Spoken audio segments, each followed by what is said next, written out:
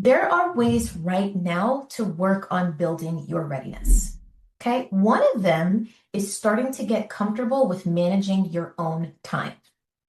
So the concept is this. You've got a school schedule and you've got, the bell that rings that might tell you when you go to the next step. And you have a parent that wakes you up in the morning to help you know when it's time to get ready to school. However, if you are trying to work on career readiness, you are the manager of your own time.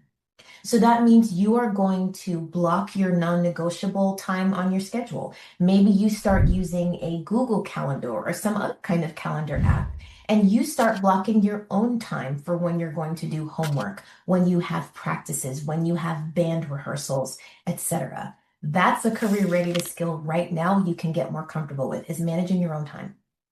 A second is boundaries. Let me give you an example.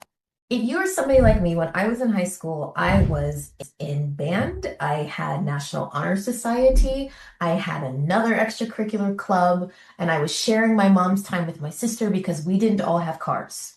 We had so many different competing priorities, and sometimes one of the most important skills you can learn with career readiness is when to say no. How to protect your time and say, you know what? I'm sorry, I can't actually hang out this day. Or you know what? I can't actually make this deadline work for this one thing. Can we try a different time? Can we look at next week? Boundaries and knowing what you have energy and time for and what you don't, that's also a career readiness skill. If you are a working professional, one of the first things you have to produce is a resume.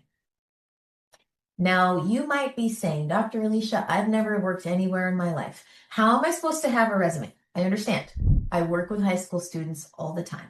And trust me when I tell you, there is a version of a resume that is still valuable for you if you are a young person who has never had a job in your life.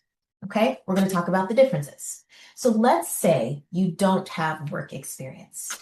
One thing you still have is education. You're in school right now, right? You can talk about where you're in school. You can talk about your key subjects that you do really well in.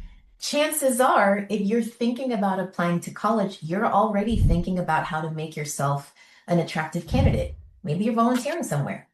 Maybe you won a science fair award. Maybe you have a really high GPA.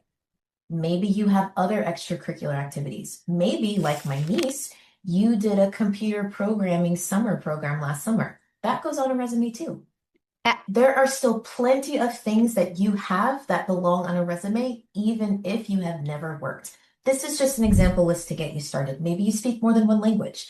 Of course, you might have an objective statement. What are you wishing to accomplish with whatever work experience you pursue? And then again, what are your short-term or long-term professional